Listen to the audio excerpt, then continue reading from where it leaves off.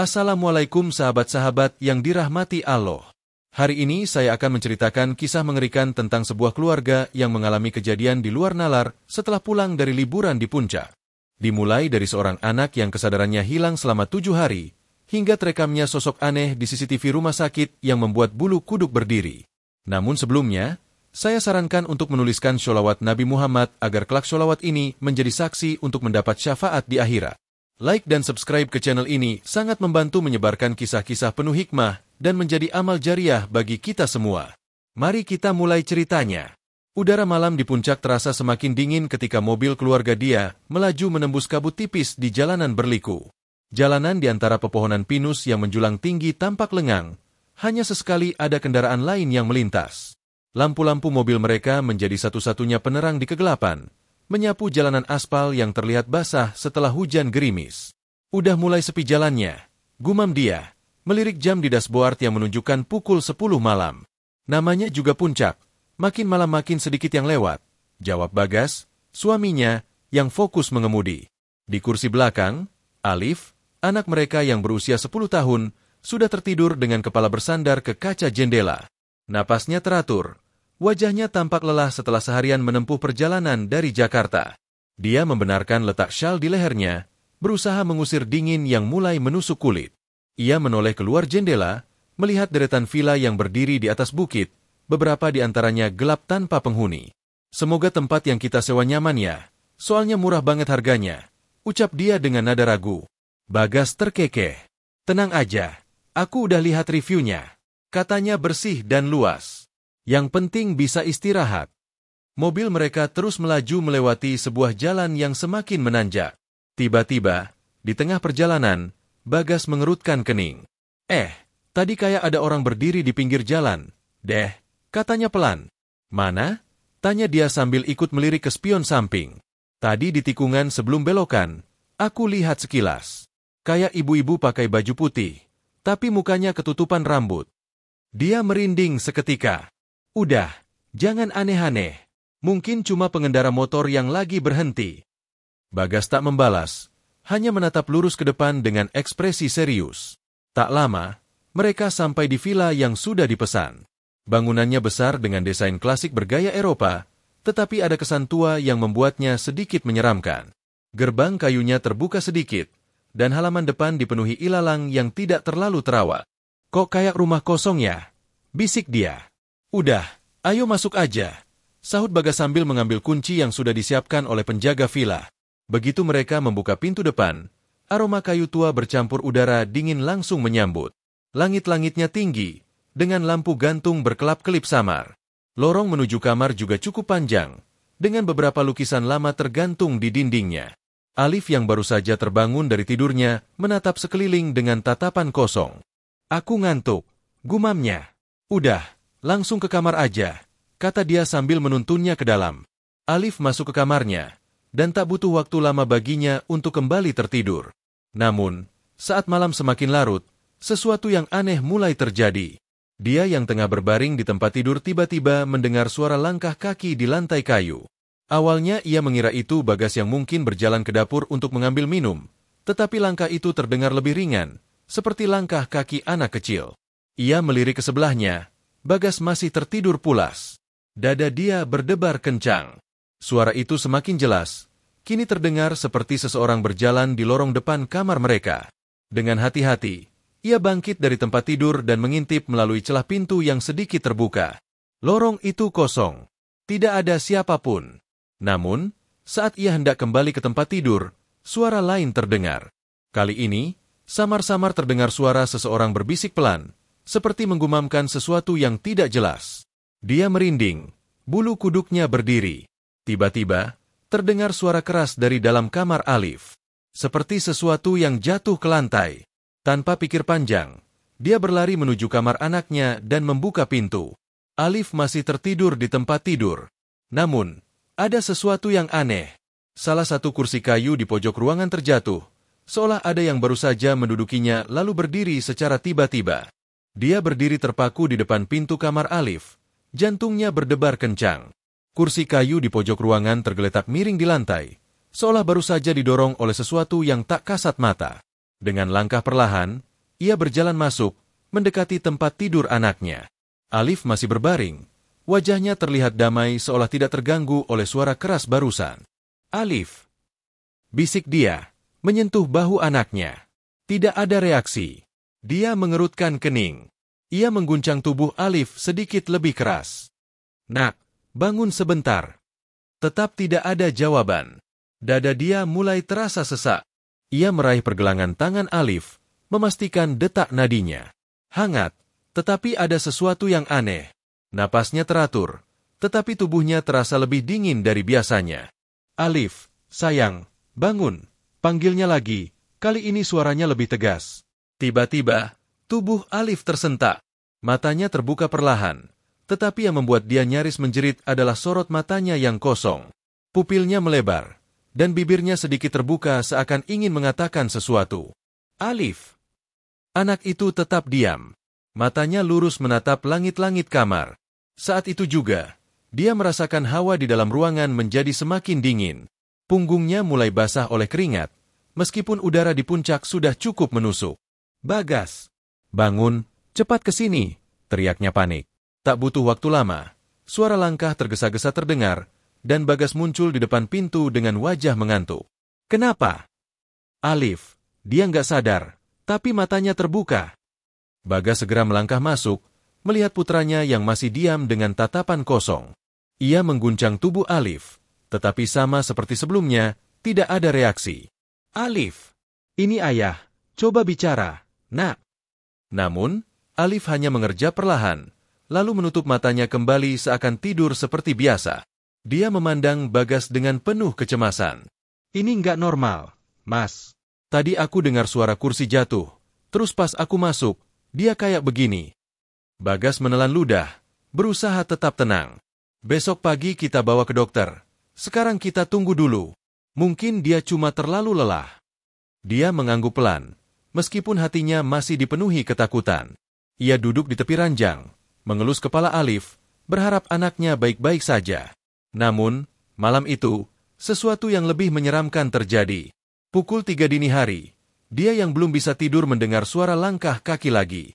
Kali ini, lebih jelas, seolah seseorang berjalan tepat di luar kamar mereka. Perlahan, ia meraih ponselnya dan mengaktifkan kamera. Dengan tangan gemetar, ia membuka pintu sedikit dan merekam lorong villa yang remang-remang. Awalnya tidak ada apa-apa. Namun, setelah beberapa detik, sesuatu muncul di layar.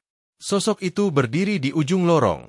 Bayangan seorang wanita berambut panjang dengan gaun putih lusuh. Wajahnya tidak terlihat jelas, tetapi tubuhnya tampak sedikit bergetar, seperti mencoba mendekat. Dia membekap mulutnya, menahan jeritan. Tiba-tiba, sosok itu bergerak cepat ke arahnya. Dengan panik, dia membanting pintu dan membangunkan Bagas. "Mas, ada sesuatu di luar." Bagas langsung siaga, meraih senter dari meja samping dan bergegas membuka pintu. Namun, lorong itu kosong. Tidak ada siapapun di sana. Pagi itu, suasana villa terasa lebih dingin dari biasanya. Dia dan Bagas masih merasa tidak nyaman setelah kejadian semalam. Sejak Alif mengalami kejadian aneh, mereka memutuskan untuk segera pulang ke Jakarta lebih awal. Mobil melaju pelan menuruni jalanan berkelok puncak, menyisakan embusan kabut tipis di sepanjang perjalanan. Dia terus memperhatikan Alif yang duduk diam di kursi belakang, kepalanya menempel di jendela. Matanya tetap tertutup, tetapi napasnya teratur. "Apa dia tidur?" bisik dia, melirik ke arah Bagas yang menyetir dengan raut wajah tegang. Bagas mengangguk kecil. "Iya, sejak tadi nggak ngomong apa-apa. Kayaknya masih lelah." Dia menggigit bibir. Perasaan tidak enak masih menggelayut dalam hatinya. Ia menoleh lagi ke belakang, mengamati wajah Alif dengan seksama. Namun, sesuatu membuatnya merinding. Mata Alif memang terpejam, tetapi bibirnya sedikit bergerak, seolah menggumamkan sesuatu. "Nak." Dia menyentuh bahu anaknya. Tiba-tiba, Alif membuka matanya. Namun, yang menatap dia bukanlah anaknya sendiri. Mata Alif terlihat hitam pekat, tidak ada bagian putih sama sekali. Bibirnya yang tadi bergerak kini menyeringai samar, seperti seseorang yang sedang menikmati ketakutan orang lain. Dia terlonjak mundur. "Mas, berhenti. Berhenti sekarang." Bagas yang kaget segera membanting setir ke sisi jalan dan menginjak rem mendadak. Mobil berguncang sebelum akhirnya berhenti di pinggir tebing yang ditumbuhi pepohonan lebat. "Ada apa?" tanya Bagas panik. Dia menoleh kembali ke belakang. Namun, Alif sudah kembali seperti semula. Matanya tertutup, wajahnya tenang, seakan tidak terjadi apa-apa. Aku tadi lihat matanya. Mas, hitam semua." Bagas menghela napas berat. "Kamu pasti kecapean. Sayang, kita lanjut jalan dulu. Nanti kalau sudah sampai Jakarta kita periksa Alif ke dokter." Dia ingin membantah, tetapi melihat kondisi jalan yang masih jauh dari rumah, ia memilih diam. Namun, sepanjang perjalanan, perasaan tidak enak semakin menguat dalam hatinya. Sesampainya di Jakarta, mereka langsung membawa Alif ke rumah sakit. Dokter melakukan pemeriksaan menyeluruh, tetapi tidak menemukan tanda-tanda penyakit apapun. Secara medis, putra ibu sehat. "Mungkin hanya kelelahan atau stres akibat perjalanan panjang," ujar dokter sambil mencatat sesuatu di buku medisnya. Dia masih merasa ada yang tidak beres, tetapi ia tidak bisa membantah hasil pemeriksaan dokter. Dengan berat hati, mereka membawa Alif pulang. Namun, malam harinya, sesuatu yang lebih mengerikan terjadi. Pukul 2 dini hari, dia terbangun karena suara gemericik air dari kamar mandi. Dengan rasa penasaran, ia berjalan perlahan menuju pintu kamar mandi dan mengetuknya pelan. "Bagas, kamu di dalam?" Tidak ada jawaban. Namun, suara gemericik air tetap terdengar. Dengan tangan gemetar, dia meraih gagang pintu dan membukanya perlahan. Lampu kamar mandi menyala terang, dan di dalamnya, Alif berdiri membelakangi cermin. "Alif?" Suara dia bergetar. Perlahan, anak itu menoleh. Namun, wajah yang menatapnya bukan wajah Alif yang biasa. Matanya kembali hitam pekat, dan bibirnya tersenyum lebar, terlalu lebar untuk ukuran manusia normal. Lalu, dari dalam cermin, ada sesuatu yang bergerak. Dia terpaku di ambang pintu kamar mandi. Jantungnya berdegup kencang saat melihat bayangan di dalam cermin yang bergerak dengan sendirinya. Bayangan itu lebih tinggi dari Alif, dengan rambut panjang acak-acakan menutupi sebagian wajahnya. Matanya cekung hitam pekat, dan bibirnya menyeringai mengerikan. Sementara itu, Alif hanya berdiri diam, masih dengan ekspresi anehnya. Perlahan, bayangan di cermin menggerakkan tangannya, seolah ingin keluar dari permukaan kaca. "Alif, kamu kenapa, nak?" Suara dia gemetar. Tiba-tiba, Alif tertawa kecil. Bukan suara tawanya yang biasa. Tawa itu lirih, parau, dan terdengar seperti berasal dari dua suara sekaligus. Suara anak kecil dan suara serak seseorang yang lebih tua.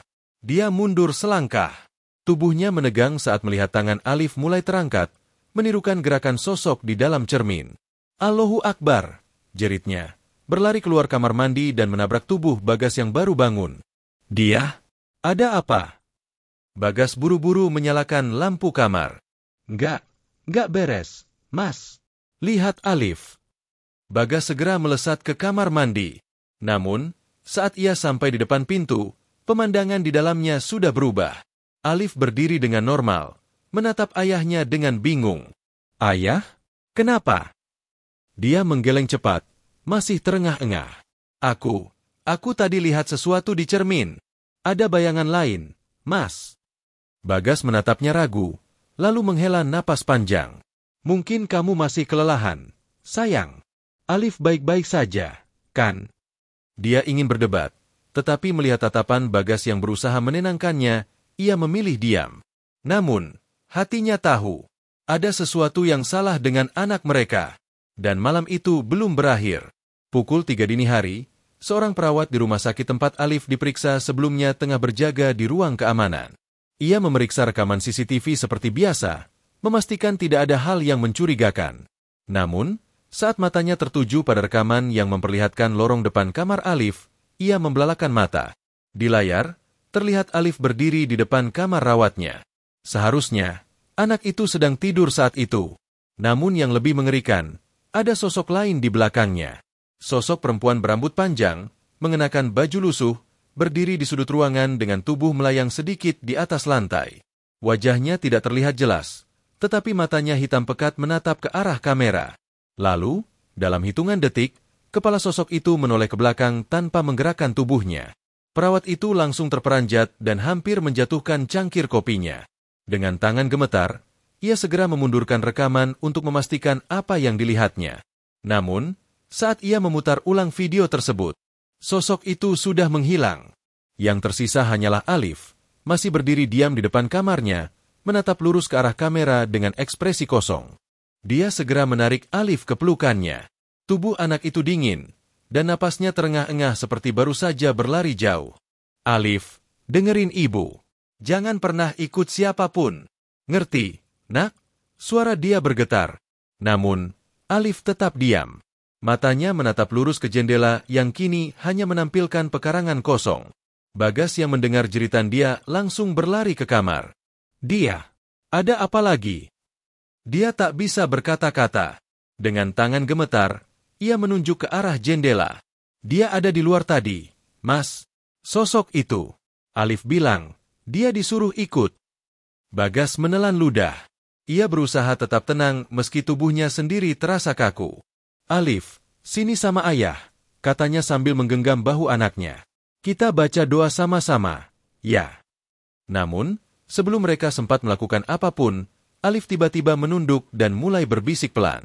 Bibirnya bergerak cepat, menggumamkan kata-kata yang tidak dimengerti. Suaranya lirih, hampir seperti rintihan, tetapi semakin lama semakin jelas. Dia sudah datang. Tiba-tiba, lampu kamar berkedip-kedip. Udara di dalam ruangan menjadi dingin, seperti ada sesuatu yang menghisap semua kehangatan. Dia merasakan sesuatu yang aneh di belakangnya. Perlahan, dengan ketakutan yang memuncak, ia menoleh ke cermin besar di sudut kamar. Dan di sana, sosok itu berdiri. Dekat. Sangat dekat. Wajahnya lebih jelas kini, pucat dengan mata kosong menghitam. Bibirnya melengkung dalam senyum mengerikan, memperlihatkan gigi yang tajam tak beraturan. Sebelum dia bisa berteriak, sosok itu bergerak. Dengan cepat, ia merayap turun dari cermin, seolah hendak keluar dari permukaan kaca. Bagas refleks menarik dia dan Alif ke belakang. Allahu Akbar, teriaknya, tangannya meraih tasbih yang tergantung di dinding.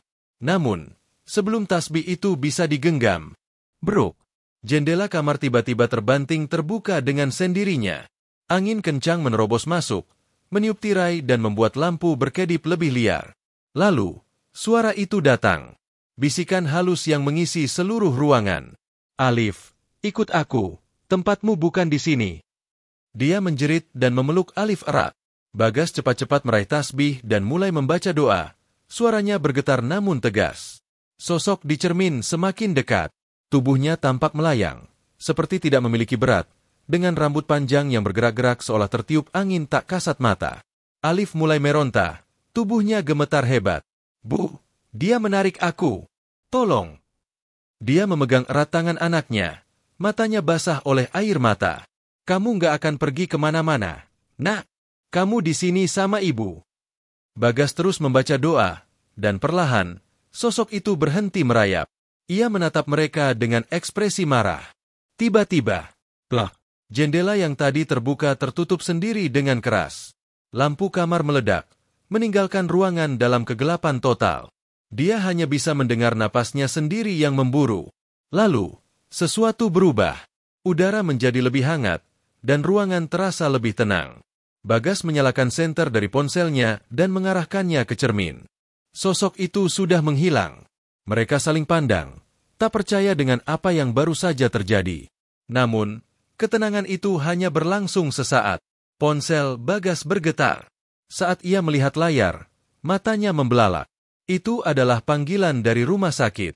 Dengan tangan gemetar, ia mengangkatnya. Halo. Suara di seberang terdengar panik. Pak Bagas. Alif masih ada di rumah, kan?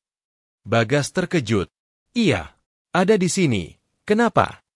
Ada jeda sejenak sebelum suara di telepon melanjutkan. Kali ini lebih pelan dan penuh ketakutan. Pak, barusan di CCTV rumah sakit, kami lihat, Alif baru saja masuk ke kamar 314 lagi. Jantung Bagas seakan berhenti. Ia menoleh ke arah Alif yang masih duduk di pangkuan dia. Anak itu ada di sini. Pak, kami ulang rekamannya.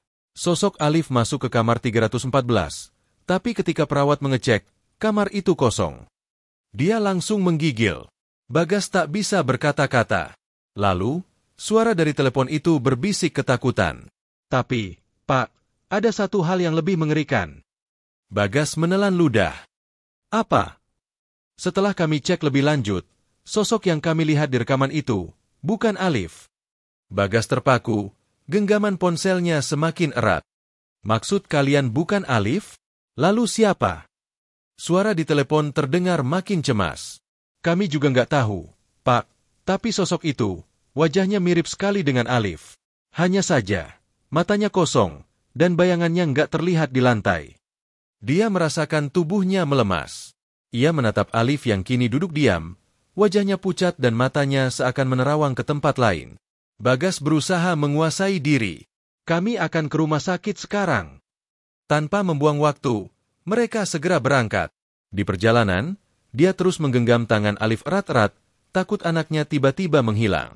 Setibanya di rumah sakit, perawat yang tadi menelepon sudah menunggu di depan lobi, wajahnya penuh kecemasan. Pak, Bu, mari ikut saya. Mereka dibawa ke ruang monitor, tempat rekaman CCTV bisa diputar ulang. Di dalam ruangan itu, beberapa staf terlihat saling berbisik dengan wajah ketakutan. Sekarang lihat baik-baik, Pak, ujar teknisi sambil memutar rekaman. Di layar, tampak lorong rumah sakit yang sepi. Lalu, pada pukul 2.33 dini hari, sosok Alif muncul dari arah tangga darurat. Dia langsung menutup mulutnya, menahan teriakan. Itu memang terlihat seperti Alif.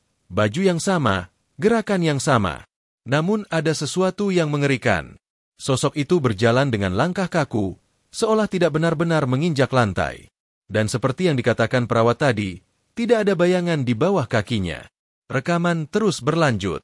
Sosok itu berhenti di depan kamar 314, menoleh sedikit ke arah kamera. Di momen itulah, wajahnya terlihat jelas. Mata hitam legam, mulut tersenyum lebar dengan bibir sobek hingga ke pipi. Lalu, ia membuka pintu dan masuk ke dalam kamar. Rekaman berhenti. Ruangan mendadak sunyi. Tak ada yang berani berbicara. Salah satu perawat akhirnya berbisik, "Kami periksa kamar itu, kosong. Tidak ada siapa-siapa di dalam." Dia menggenggam tangan Alif semakin erat. Tubuh anak itu dingin. Bagas menoleh ke arah perawat. "Kami mau lihat kamar itu sekarang." Perawat tampak ragu, tapi akhirnya mengangguk. Mereka berjalan menuju kamar 314. Langkah mereka bergema di lorong yang sepi. Setibanya di depan kamar, Bagas meraih gagang pintu dan perlahan membukanya. Ceklek. Udara di dalam kamar terasa lebih dingin daripada lorong. Lampu di dalam ruangan berkelap-kelip, seakan ada sesuatu yang mengganggu aliran listrik. Dia menggenggam tangan Alif semakin erat. Tiba-tiba, Alif tersentak. Matanya membelalak, dan dengan suara lirih, ia berbisik. "Dia di sini." Alif bergumam pelan, tubuhnya bergetar hebat. "Dia di sini." Dia langsung memeluk anaknya, napasnya memburu. Bagas mengedarkan pandangan ke seluruh ruangan, tapi tidak melihat apapun. Namun, hawa dingin yang menusuk tulang membuatnya tahu, sesuatu memang ada di sini. Lampu di kamar itu tiba-tiba padam total. Hanya cahaya dari lorong yang masih menyinari sebagian ruangan. Dan di sanalah mereka melihatnya. Di sudut kamar, di dekat ranjang, sesosok bayangan berdiri kaku. Matanya hitam pekat, mulutnya robek hingga ke pipi. Wajahnya menyerupai Alif, tetapi lebih pucat, lebih menyeramkan. SSSSTTT. Sosok itu berdesis. "Alif, harus ikut pulang." Dia mundur, hatinya bergetar. "Tidak, Alif nggak akan pergi sama kamu." Tiba-tiba, sosok itu melesat ke arah mereka. Angin dingin menerjang ruangan, membuat pintu menutup sendiri dengan keras. Braak! Bagas buru-buru menarik tasbih dari sakunya dan mulai membaca doa dengan lantang. Dia ikut melantunkan ayat-ayat suci dengan suara gemetar. Sosok itu menjerit kesakitan, tubuhnya mulai bergetar hebat. Namun, alih-alih menghilang, ia justru semakin marah. Bayangannya membesar, mengisi seluruh ruangan. Tiba-tiba, Alif berteriak keras. "Cukup!" Semuanya terhenti. Alif yang sejak tadi terlihat lemah, kini berdiri tegak. Matanya berkaca-kaca, tapi penuh keberanian. "Kamu bukan aku bukan milikmu." Suara Alif bergetar, tapi tegas. "Pergi dari sini."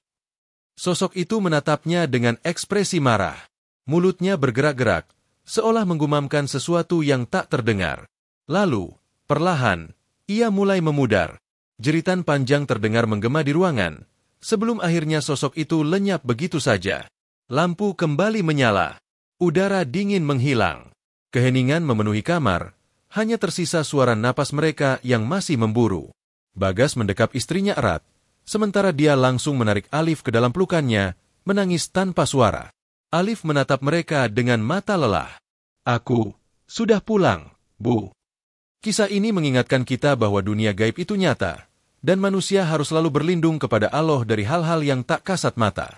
Dalam Al-Quran, Allah berfirman, "Dan sesungguhnya kami telah menciptakan manusia dan mengetahui apa yang dibisikkan oleh hatinya, dan kami lebih dekat kepadanya daripada urat lehernya."